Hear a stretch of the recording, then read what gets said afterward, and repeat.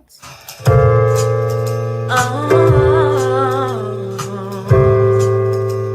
Yeah, I'm chilling with purpose. I'm chilling with purpose. I'm chilling with purpose, yeah. Chilling with purpose, yeah.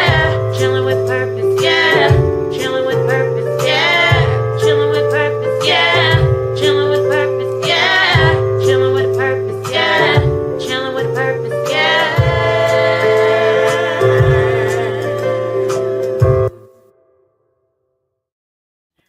Hello, everyone. Welcome to Chillin' with Purpose, the broadcast that rescues the heart and the mind. And I don't know why I'm, in the words of my precious friend, glossy tonight. I say blurry. He said glossy. So, hey, let's narrate. Oh, excuse me, narrate this thing tonight. So, we are continuing. First of all, welcome to Chilling with Purpose. It is the broadcast that rescues the heart tonight and the mind. And so we talk about a lot of different topics. We are not boxed into one thing or another. We are a faith-based broadcast. And so we are always working, hoping, believing to take things better to the next level, to the upgrades, all of those things, and doing things in excellence. And so this kicking off of 2026, we wanted to honor our veterans. And because 51. we had several that had said, yes, we want to give space for that. And so this series will take us into March 3rd. Wait, y'all, do y'all think it's cool that uh, March 3rd is also on a Tuesday, like February 3rd? Did y'all think that was cool as a kid? Like in February and March having like the same thing going on? No. No, I just ate dirt. This is where I drink tea. They didn't get the connection. You get the connection. Connection. Yeah, Tuesday. Yeah, the third. I know. All the way up to in a the row. 28th, Okay. unless it's a leap year thing that it's all the same. No, as a kid, no. Okay, never mind. Yeah, I'm sorry. That's okay. Yeah, I'm sorry. We just thought it was another school day. Mm. You like, I just gotta go to school. Well, that's funny. Do you have a scripture for us today? No, but I can find one. Okay. So, yep, give me 1 second because that's what happens when you are live. Honey, do you have a scripture? You look up everything. I was enjoying you doing the scripture. Yeah, I was just running around today, so I did not really focus on giving a scripture, but I can, and I should know it by hand. But this morning I was listening to a Bible teaching this morning, and the guy say, "Let us not cut and paste the scripture. Let us read the whole word." So I don't want to cut and paste. He said, I love it. I love it. Yes. And I thought, it's funny when he said that, I tell the Lord, I said, so many times we cut and paste the scripture to fit where we want instead of reading the whole letter or the whole scroll. So the charge was that we would read the whole scroll and not just the cut and paste. Anyway. I like that because you know what? Here's a cut and paste one for you. My people perish for lack of knowledge. That's a cut and paste because there's a reason why there's a perishing of the lack of knowledge. It says because you rejected it. See? So you're not just perishing because you're ignorant. You're perishing because you rejected the knowledge that was laid before you. Now you see exactly. See, Mhm. I don't even have to get a scripture, just the cut and paste. Just let us see that we It don't just read did it, didn't it? we don't read the whole chapter, and then we come up with our own interpretation. So let us not cut and paste, but choose to read the whole scroll. The whole scroll. The whole scroll. Yes. So what Love it. what whole chapter you reading? Oh, you had to go there, didn't you? Hmm. All right. Let's do Psalms 35. And seeing that I have to read the whole scroll, but you know, that Well, was kind of, you really, I think he was saying to not cut and paste the script, like the verse. You know how sometimes I'm going to read part A or whatever. So I'm just saying, if you don't want to read all of 35, you don't have to. Maggie, go to your room. yeah. So I just read verses 1 through 5 then. So, There you because go. I love this. I love the first verse. It says, contend, O Lord, with those who That contend contend with with me. me. See right there. That's a pause. That's not even a cut and paste. And then he says, fight against those who fight against me. Yeah. Take hold of shield and buckler and rise for my help. Draw the spear and javelin against my pursuers. Say to my soul, I am your salvation. Let them be put to shame and dishonor who seek after my life. Let them be turned back and disappointed who devise evil against me. Let them be like the shaft before the wind, with the angel of the Lord driving them away. Listen, Wow. I'm done. Contend. Yeah. That's a job. Go ahead, God. So I have a question. Why read it when you should be eating it? Oh, And you why- go to your room Hmm. immediately. So Even though you're the guest, go to your room. just gonna hit us with that on our own show. On our Girl, own show. You just can't have some people on, can you?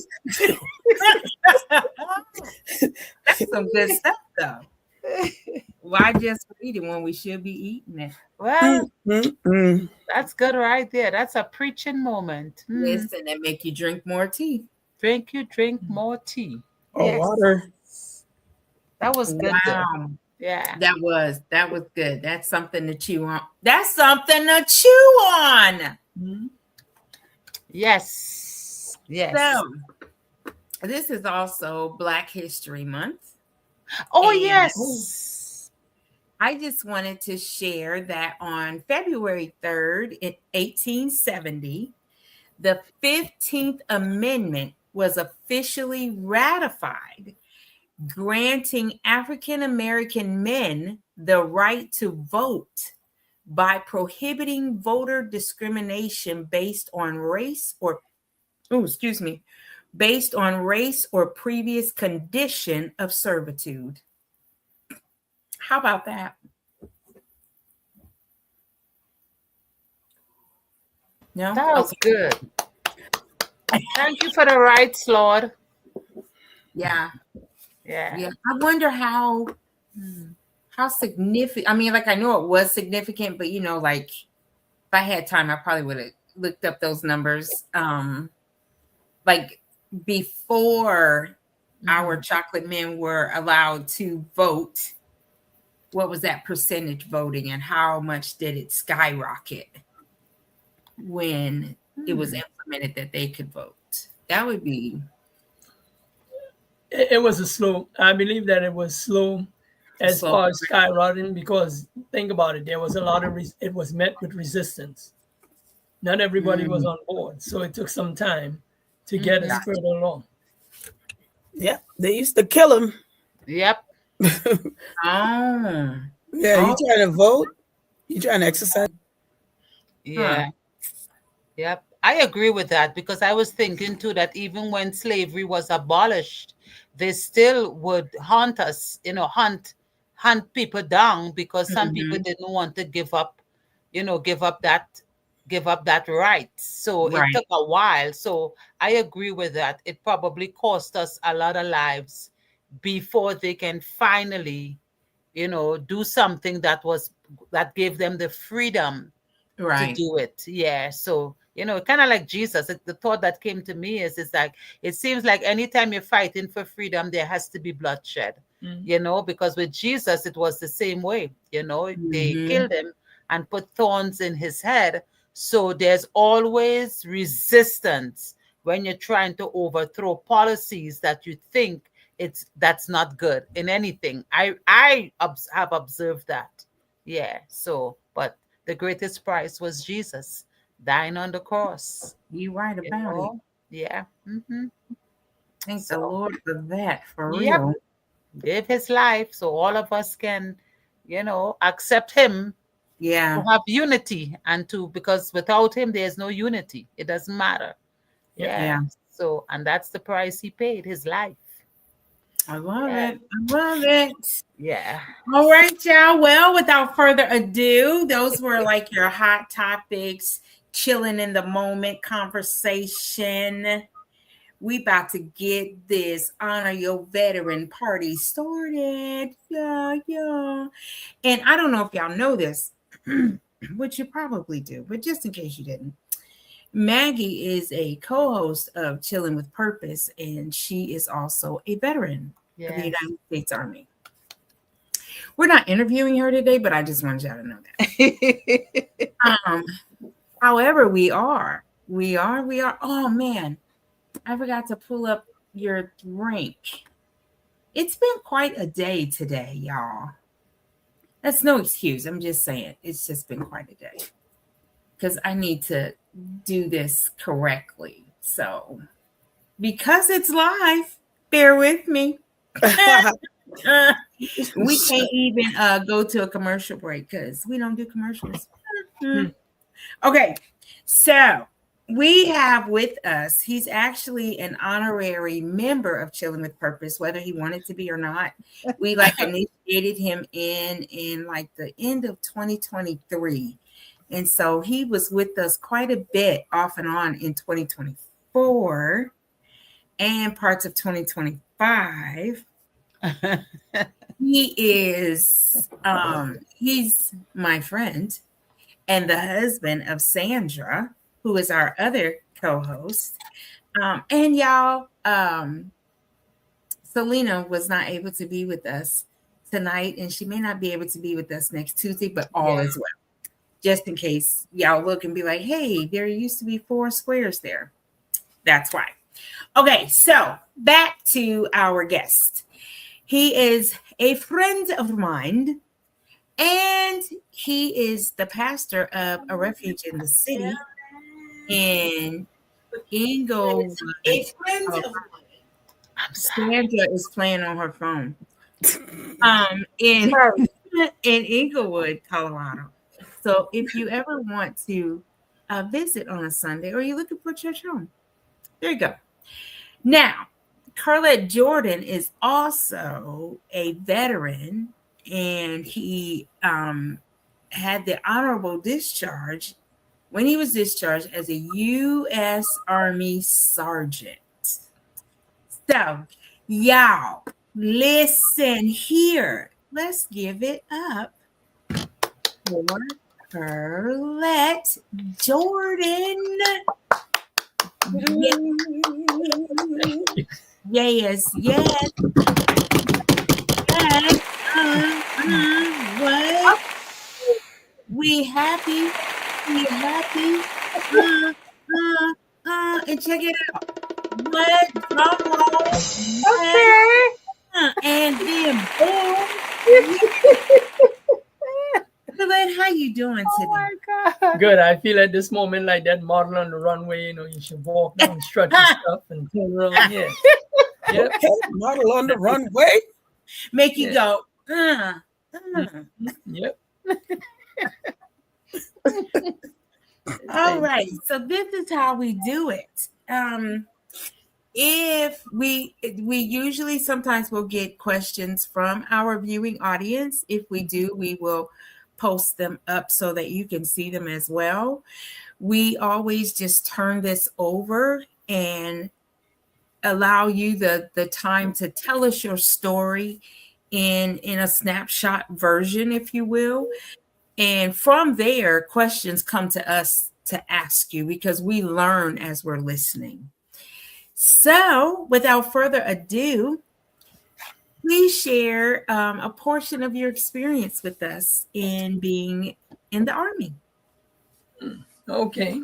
So I went into the military back in, 70? 70. No, sorry, 85. Sorry, that would have given me the Vietnam era. Back in at the end of 85, December, one of the coldest months in the year. So we went to basic training. One of the things about the military was I always felt pulled to go, and I believe that it wasn't me, that it was God calling me there.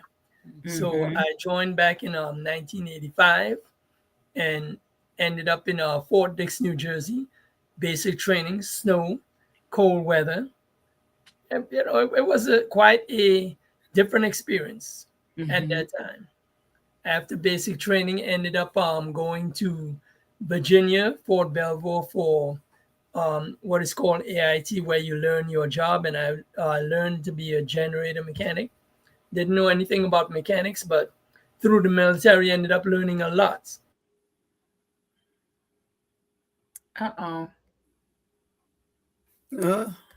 Is he frozen? He's frozen, right? Okay. Yeah. All right. So I was in Fort Belvoir for training.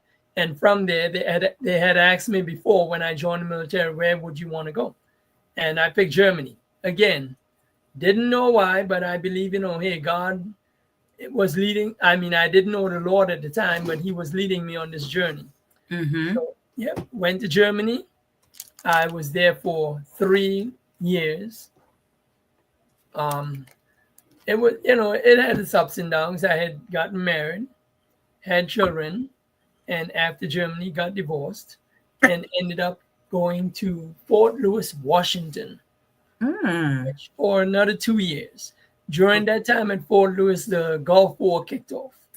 And as the Gulf War kicked off, a lot of us, the world was involved. So it just wasn't America. It was a lot of the world. So, of course, they had enough people, and then they asked for, they asked people if they wanted to go for volunteers. One of the things for me in the military that I learned, you never volunteer for anything. Let them pick you. Won't you let them tell you? You never volunteer. Why is that? Well, sometimes you volunteer and, those are the people that end up getting hurt or, disappointed in volunteering. Like, why did I do this? Okay. So I was one of those people. No, you tell me and I'll go. So, we were there. The Gulf War kicked off, like I said. And during that time, I had people that went to the Gulf War and came back. And one of the guys said he was traumatized. He left the military. So, after the Gulf War, ended up going to Hawaii. Stayed 3 years there. Married my wife. She stayed there for about a year. Hawaii, was a nice little island. It's almost like being in the Caribbean. Okay.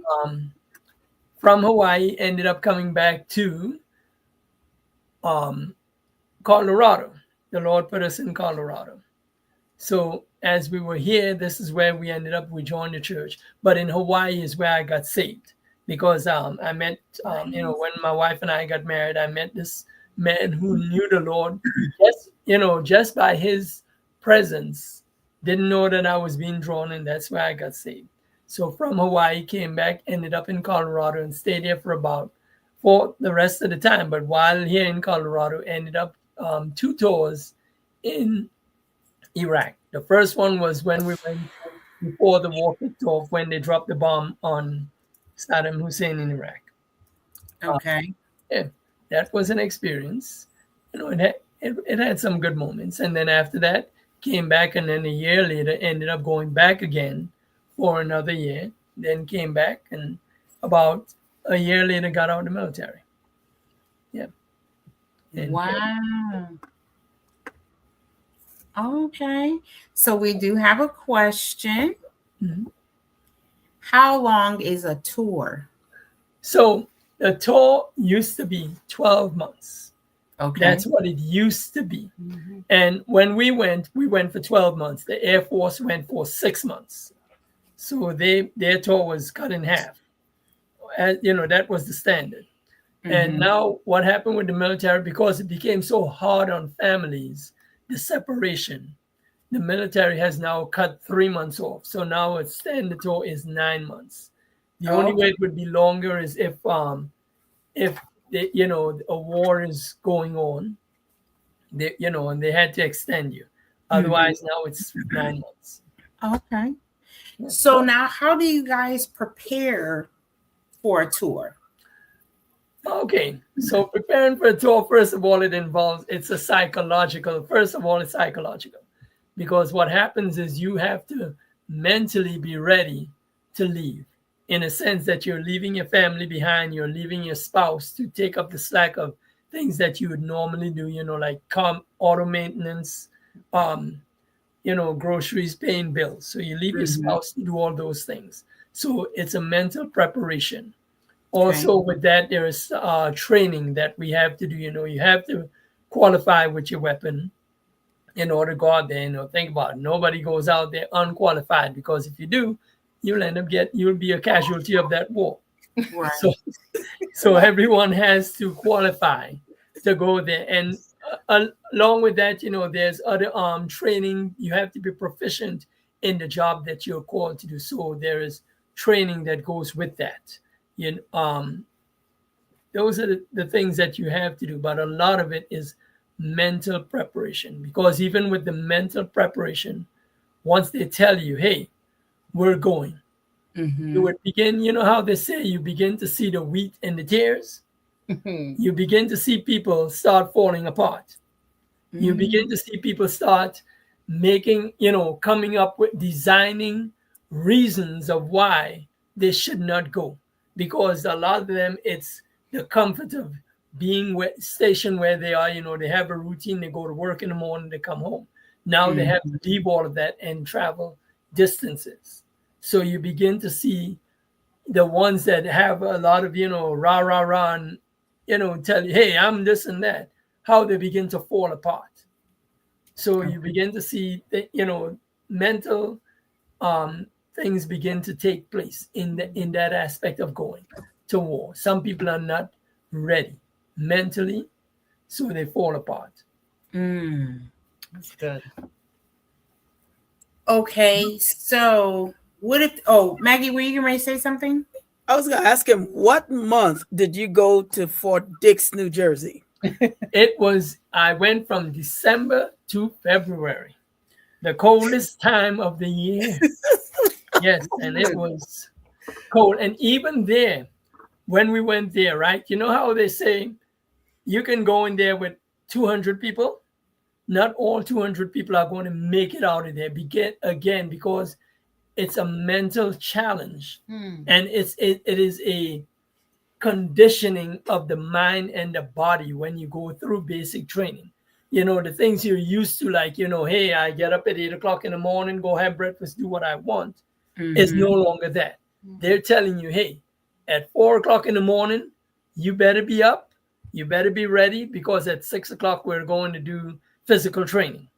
So a lot of time it's mental conditioning. And even with that, when you go do the physical training, you have the drill sergeants shouting at you, telling you, hey, you're no good, this is what you need to do. And it's a push, because they're building you up. So that way, when it's time to go to war, you're ready for it. And what happened in that time of training, you have a lot of people that mentally break. I remember this one guy that I served with when we were there. He literally mentally broke down to the point that when we were going to the shooting range to qualify. They did not give him a weapon because they were afraid that he would turn that weapon on people. Wow. That's how tough that training is when you go there. I've seen, and then you have to have to a certain weight class and standard. So you have people that they don't make it there, so they take them and they put them in a special training program. And if they're not ready and not developed by that time, they get them out of the military. Wow. So it's a lot of mental and physical stress that you go through going through there. Right. But the whole thing that kept me together in that whole thing is, hey, there is an end. This is not a forever. Just like life, everything has a certain time, and there is always an end to what you go through. So that's, going out there, it was cold. Like I said, mornings were cold. In dead of winter, we were snowed in. So it had its moments. Wow. When you say, right, that's a lot. I'm like, okay. When you say like they couldn't make it, so you guys had to put them out, would they still be considered an honorable discharge or? No, that would be, I don't know what type of discharge that is, but it's not on because you didn't complete, you're at the beginning. So you never really completed the program. So the indoctrination in the military is once you complete that basic training, then you're really indoctrinated. So again, a lot of times it's a mental capacity thing that people do not make it because their mentality is, hey, you're shouting at me. I can't handle this. I can't take this. Like I said, with that one person, to the point I remember literally where he was using the toothbrush to scrub the toilet or something like that. But he mentally broke down. Wow. Yep. That's how bad it was for him. Wow. So what was your MOS since you ended up at Fort Belvoir, Virginia? Oh, I was a generator mechanic. Didn't know anything about mechanics, but that was the job. What does MOS mean? Huh? What does MOS mean? That is your skill level. What they teach, what they train you in order to be in the military. So one of the things with the military, it has different levels. So every part comes together to make it a whole. Okay. So you have your mechanics, you have your cooks, you have your people that train to be on the front line in the military, and we were the support people. So we supported whatever they were doing at the front line. Why didn't you choose to shoot? Because shoot a gun or something. Because that job requires, so that job is called infantry, and that job requires you to stay outside, go, in the grass, in the ditches, you camp out. And I'm not the camp out. My idea of camping out is at the Embassy Suites. No, that's right. That's right. That's so crazy, right? Because with your MOS, so you end up going to Fort Dix, New Jersey, and then Fort Belvoir, Virginia, right? Yes. I went to Fort Dix, New Jersey, and then Fort Belvoir, Virginia, but I was an 81 Bravo, which is a technical drafting specialist. So I went in for engineering. So I went in for drafting, and you went in for mechanics. So it's like, wow, that's like super amazing to me because I thought Fort Belvoir, Virginia was an engineering school. And that's why I went to the engineering school in Belvoir. Right. Interesting. Yeah. So experiences along the way, as we talked, as you said that, I remember that while I was here in Colorado, we had to go back to a higher developed school where, they teach you more about your job, a little more in depth about the job. And one of the things is that while I was there, that school was about maybe 3 months long. Again, you always have to leave your spouse to take care of everything, which is also hard on the spouse. One of the things that you learn is that even though your spouse is not per se in the military, when you get out, they consider your spouse as serving in the military because they supported you during that time in the military. So your spouse is part of the service of the military. Remember last week I asked, where is our check? Did you hear? We serve, but we don't get a check. I have a problem with that. What? They said we were serving. Yeah. They gave him the Well- check, not me. Okay. Mm. And So- I was gonna ask, like, when you said that they're preparing you to go on the tour, Yes. do they do anything for the fam? Like, if people have family on base, right? I'm assuming living on base. Mhm. Like, is there something that they do for them? Like, They leave a how do you say it again, a support unit behind, you know, as far as if the family needed to you know, they ran into certain issues, that they can call this person to see what kind of help that they can get for that. But other than that, your family basically is on their own in that situation. And I can tell you this, it is a very difficult, sometimes it's very difficult for them. I mean, it's difficult for the person leaving, and it's just as difficult for the spouse that's staying behind. right. You know, that they don't tell you that side of the military. You know, I mean, a lot of times they don't tell you that. Well, Sandra, Michelle, and Marcella coming for you. Mhm. He was gone. You got the check. Yeah. Yeah. So one of my experiences, I remember, as far as serving in the military, when it came to the Lord, was that when I went to that school, I had to go back to Virginia, to school. It wasn't Fort Belvoir; it was another school that they had built. And I went to church one Sunday, and I never forget this. There were some young people coming in the church. So the lady that had to preach got out there. She got ready to preach, and the Spirit of the Lord moved in the church there. And these people, the young people, started coming to the altar. They were in tears coming to the altar.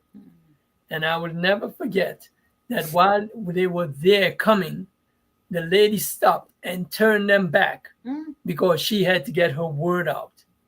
And I was like, Lord, you quenched the Holy Spirit because you had to get your word out. You know, but that was just part of my military experience with that, in that aspect. So after that, we came. Yeah. Question before we go on. You all good? I'm trying not to go down that road because this whole topic would just switch on that point. That I feel like we need to talk about that in this season. Ooh. Okay. No, go ahead. Continue. So as far as, you know, coming to the Lord, like I said, you know, before my wife and I got married, I remember my experience I was in Hawaii when I came to the Lord. I remember going to work one morning, and this young lady was in the parking lot, and she was praying for another young lady. And I looked at her, I'm like, this is silly. Why are you in this parking lot praying? You know, that's ridiculous. But not knowing that it was witnessing to me. So when the time came for me to get to the Lord, there was this one man that he used to have a lot of tracts laid out on his in his living area, because we had to leave where we were to go to another island to train. So we were all in these little huts, and he had these little tracts laid out and didn't know that all those things were witnessing. So when it was time to come to the Lord, I went to him. You can witness without that. So even in the military, you have some, you know, the Lord is there with you. Among the wolves, there are sheep. I love it. I like that. Among the wolves, there are sheep. Yep. You can witness without even talking. Yep. Well, what made me select them? All right, so I see they ask, what made me select the Army?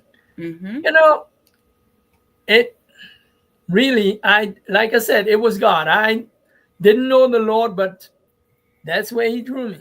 You know, I just went in and, hey, I want to sign up. Didn't know the Lord. So like I said, for me, not knowing that God was guiding my hands all the time until I got there.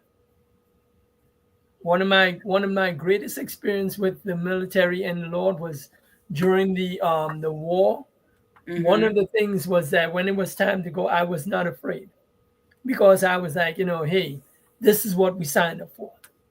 This is what we put out. And, the Lord kept me there. I remember we were going up to the airplane, and right as we got to the steps to board the plane, somebody took a knee. They bowed out right in the steps. As one of the sergeants, think about it. Sergeants are leaders. And when your leader takes a knee, you have to wonder what is going on. So, he ended up not going. But like I said, war is a scary thing. People can talk about it, but when it's actual time to go, you really see who's ready from who isn't ready. Yeah. And you would be surprised. Some of the people that bark the loudest are the ones that turn and go the other way. They will do what they can. Even like when I went to Korea, I'll never forget this. Going to Korea, we got there, and you had some folks that women ended up pregnant, and it was like, why? Because for them, if they got pregnant, they got out of the service. They didn't have to do it. It kept them from going there. But one of my greatest experience was Korea. I remember going there, and it was when I got there, I wanted to go to one place, and they were, no, you're going to this place. And I was angry. And I told the Lord that, why in the world are you sending me here? I wanted to go here. Thank God the Lord doesn't listen to us, to his sheep. Ain't that the truth? Got a plan. So, but it was one of my greatest experiences where he sent me. I grew in the Lord. I got more awards in that area than I ever got in my entire military career being there. Wow. The Lord sent me there. I went to church there. We encountered some Masons there. So it was a battle, but God kept us. We were able to go down on the streets and minister to people on the streets on a Friday night. Yeah. And another great experience in the military with the Lord was when I was in Iraq. I remember we used to work at night because the days are hot. Can I tell you all something about Iraq?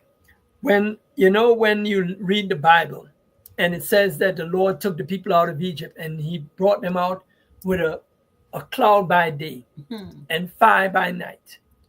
There is a significance in that, because here's what happened. In that place in Iraq, we were able to visit, they said, the birthplace of Abraham was there. One of the other places that we saw was in the Bible. I have a Thompson Chain reference. There's a picture of a temple called the Temple of Ziggurat, which is they worship a moon god. That temple is still there today. Wow. Thousands of years later. It's still standing there. Nobody enters it because it's more like, a tourist thing. But it's still there today. One of the things, like I said, with that is that during the daytime in that place, it gets hot. When I say hot, I'm talking about if you have to do anything, you better get up at 5 a.m, get it done by 6, because at 7, what you feel here at lunchtime, which is 70, 80 degrees, at 7, it's already getting there. Wow, that's hot. So by midday, it is hot. In the night, it is cold, because your body's going from heat to cold. So you guys would think, oh, that's not cold. But for us, it's cold. So when I said that the Lord said, cloud by day, he cooled them. That cloud cooled them, kept them in the desert. Because when you go there and you see desert, it is straight up desert. No, no trees. There are shepherds out there too. Those same shepherds that you read about in the Bible, they're there. Nice. They're with their sheep in the desert. So the cloud kept you so cool by day, which the Lord honored them and did them a service because of how hot it is. And by night, the fire to warm them because of how cold it is. So there is significance in there. I remember one night I was there and sitting in the back of a hut, and that was one of the most peaceful times I've ever experienced with God in the middle of war. Now, mind you, there was a prison camp about 1,000 yards from where we were. where they held, the enemies of war in the camps. And there was peace because the Lord was in the midst of them. Wow. In that experience with me. That was one of the most peaceful times I've ever experienced in the military. Wow. Oh, that is beautiful. Yeah. All right. So Go what ahead. kind of habits did you develop with the Lord during your military service? Well, one of the habits was going to church, with, and how do you say it again? People, that knew the Lord, so we kind of stuck together. That was one of the greatest things there. It was knowing that God. One of the things was knowing that God was with me. That's why I was not afraid per se to go. Like, oh my gosh, you're going to get killed, because hey, if it's your time, it's your time. So, it was that reading the Word, just getting closer to the Lord in those situations. Okay. Love it. Love it. How has being in the military serve you in civilian life? All right. So being in the military, how it served me in civilian life, discipline. Making sure, get up. I mean, I got enough training and experience that when I was able to get out, that I was able to, get a job, but it was discipline. That's what I, learned in the military. It's just like being with God. You live a disciplined life when it comes to the Lord.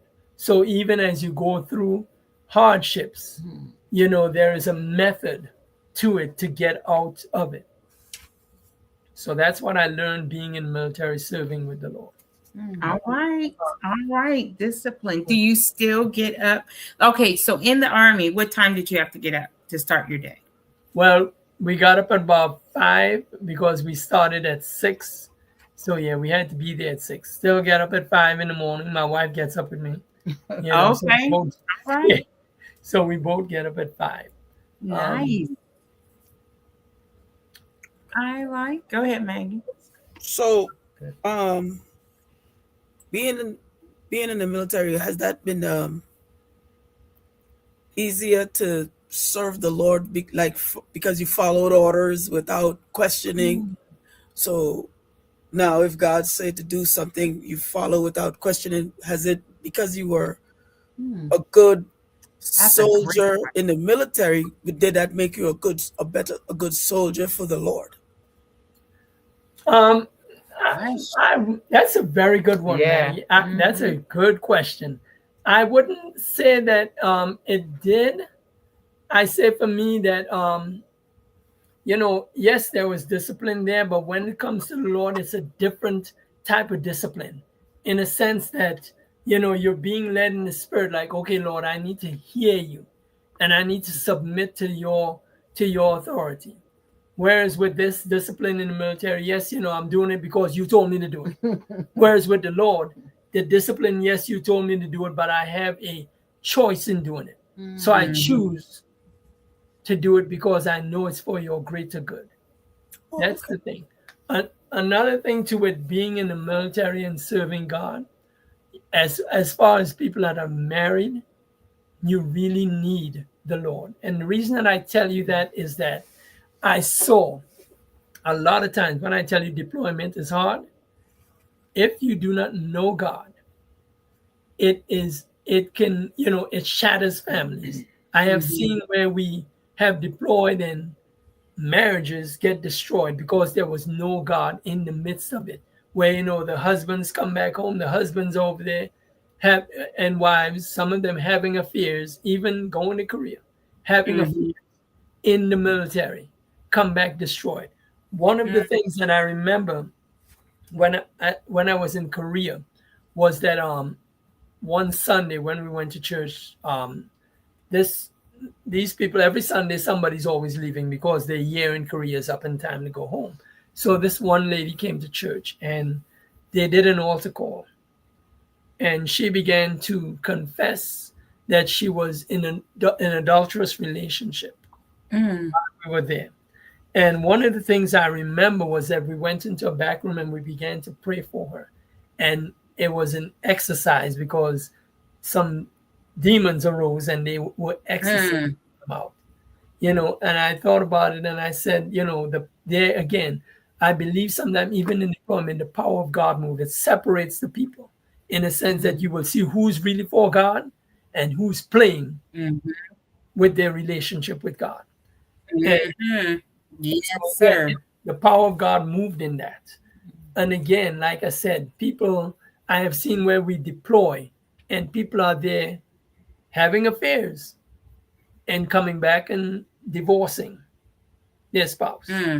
So it's, the military life, it's a very hard life if you're not grounded when it comes to the things of God. So, it made me appreciate more that my spouse, because we were in a relationship with the Lord, that it kept us, to the point that I'm seeing this, I'm like, this is wrong. That but because the Lord kept me, I thank God, for that. But people don't tell you that dark side of the military, because even with the military, even sometimes with people that, as they grow in rank and, in promotion, sometimes it's at the cost of families. Families get destroyed. Yeah. Relationships get destroyed. Wow. I think that's definitely a conversation that I think more and more families should have when you're preparing to go to the military. And I know that watching TV is characters playing, but I also can see like real life stuff that is happening in TV shows that I watch. And it's like relationships that begin. So for instance, you say you're in the military and you meet Sandra. Well, when Sandra met you, you were in the military. Now y'all getting ready to get married and do this. Now she wants you out. But she understood when y'all first met that the military was your life. Like some people, they've made it their career. This is where they're going to retire from.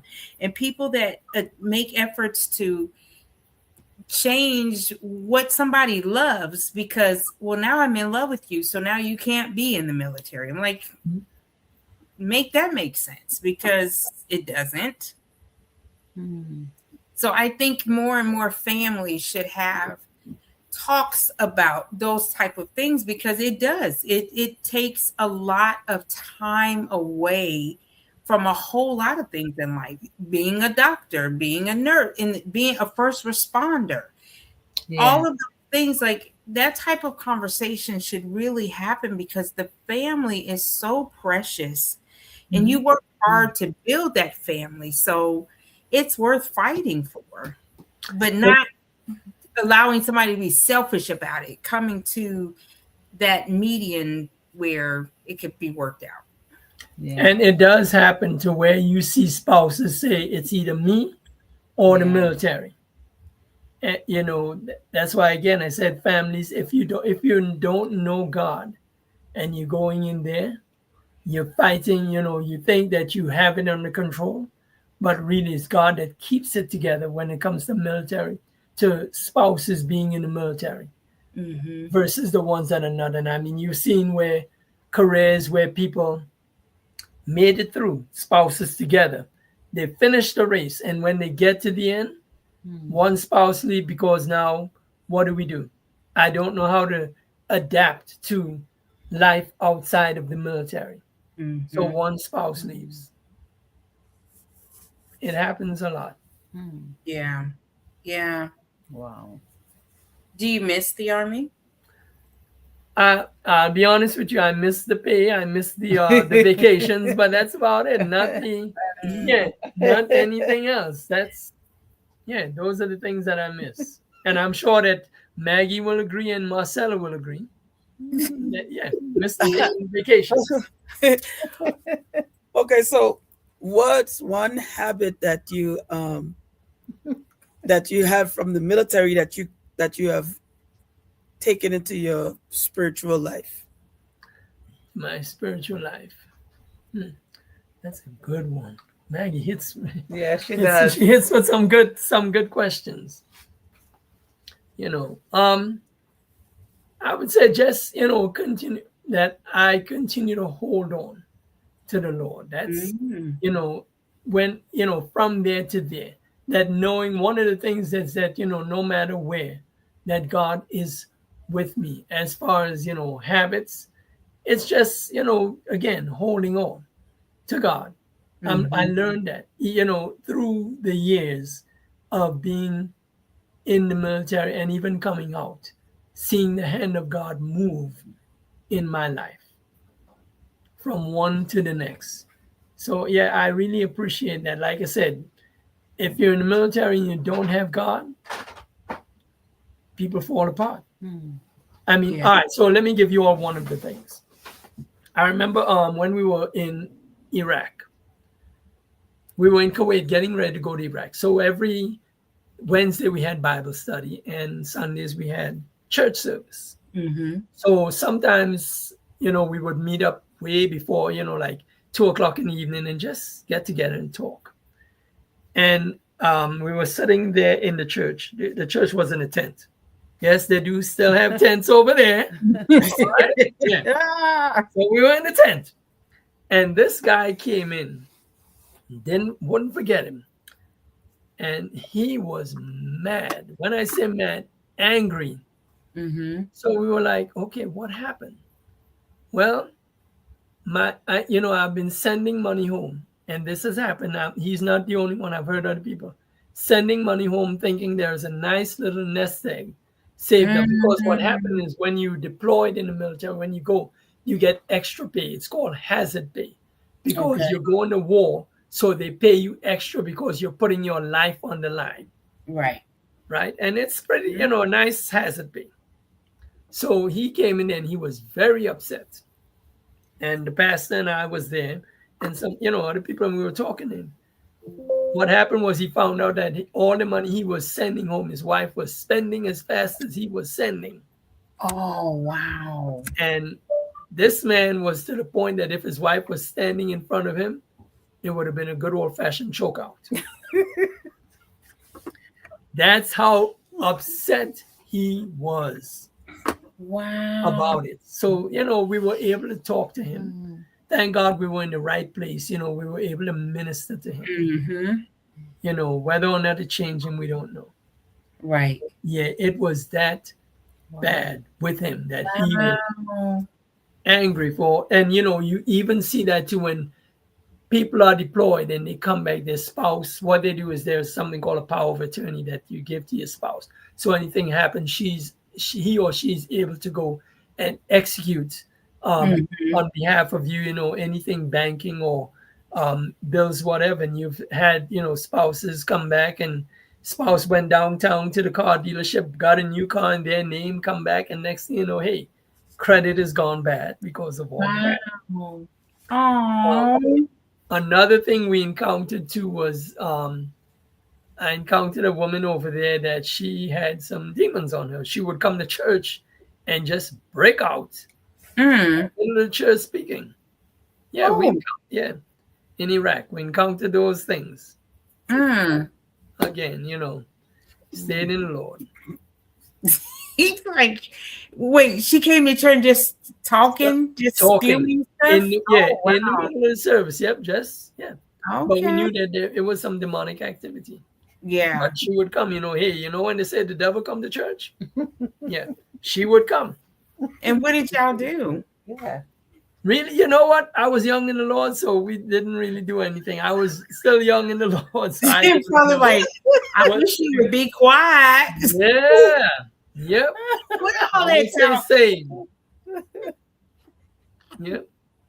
Those are the things we encountered.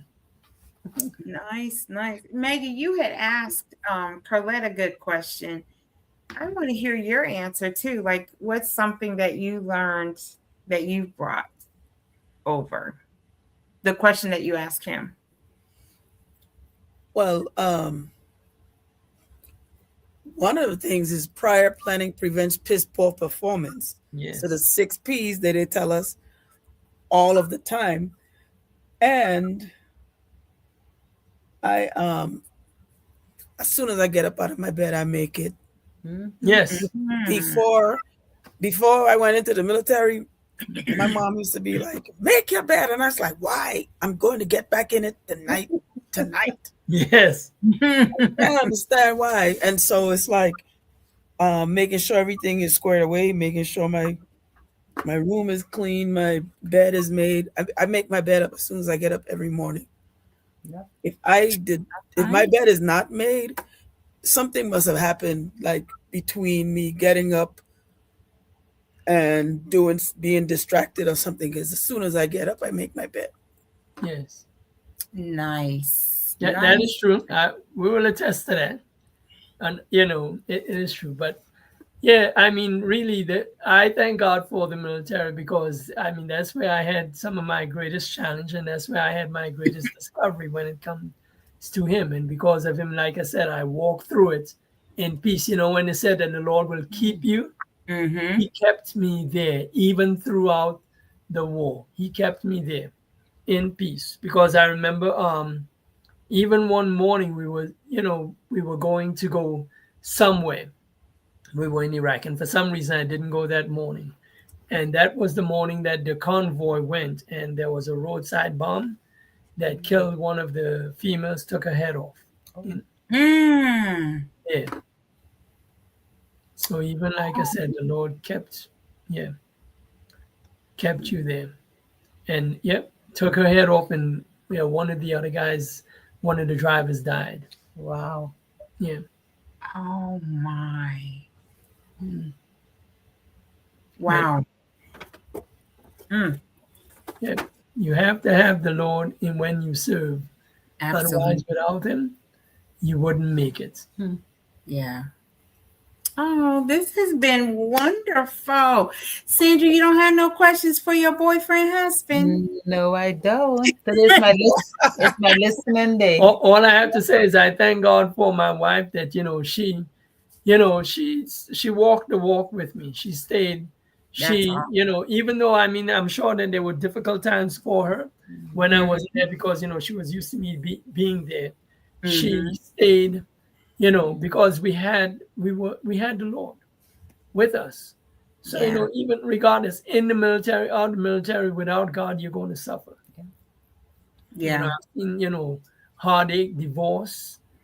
I've seen people lost people in there because they didn't have the Lord. But the military, it's a nice job, but it's a very challenging. It's a very challenging job. Yeah. Being in the military. Understood. Wait, let me tell Marcella. Marcella, I when I went into the military, I was a child. When I left, I was a woman.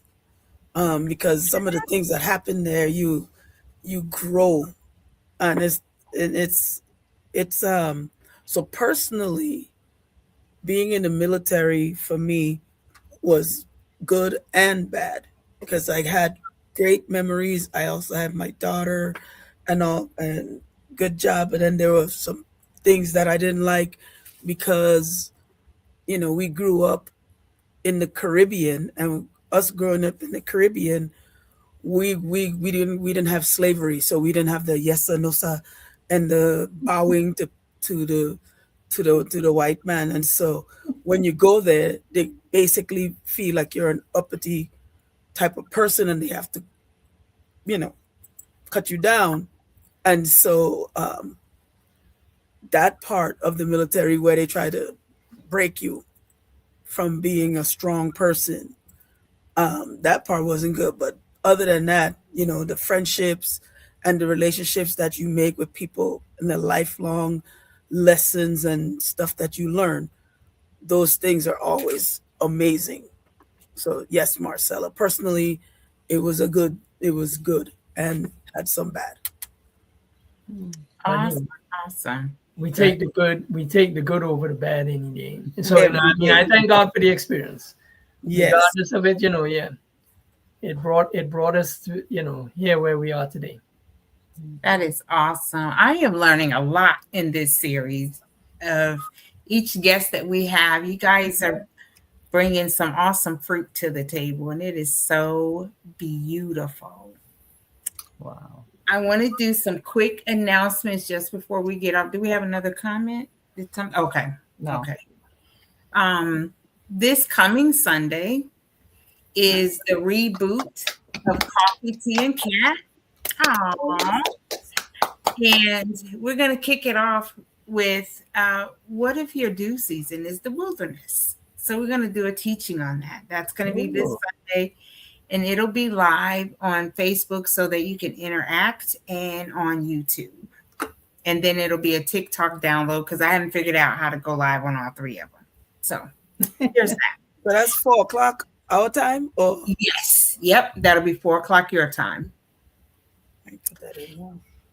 And then the Prophetic 303 is kicking off February 14th, which is Valentine's Day for a lot of people. It's going to be Prophetic Day for a lot of other people. Yes. So, and this is a free class. And let me tell you, it's worth attending. I plan on attending some of these virtually as time and schedule presents. And so if you are in the traveling area, you are required to attend in person. If you are out of state and would like to attend, there would be Zoom information provided for you. So this flyer is circulating. You can go on the Chilling with Purpose page, or you can go on Sandra Jordan's page, and all the information is right there on that flyer. And then coming up in September, we had the privilege of being a part of Focus, Faith, and Fire in 2025. It's Chilling with Purpose. And it was just so beautiful.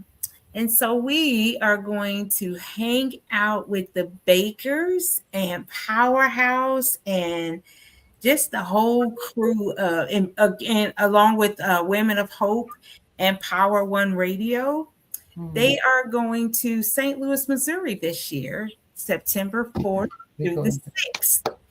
And so we support them. They are good people. And this is the theme, you versus your excuses. So if you need more information about that, please reach out to Powerhouse Christian Fellowship. They do have a Facebook page, or Apostle Stephen Baker's page for more information. But that will be that. And that's all your announcements. Hey. What's that gonna be? Let me see. What we gonna do?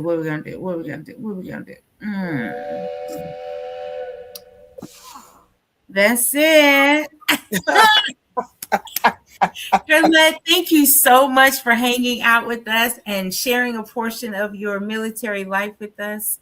My pleasure. We are grateful. We are in your hands, producer. Y'all know how it ends. We love you, and there's absolutely nothing you can do about it. Bye. Oh.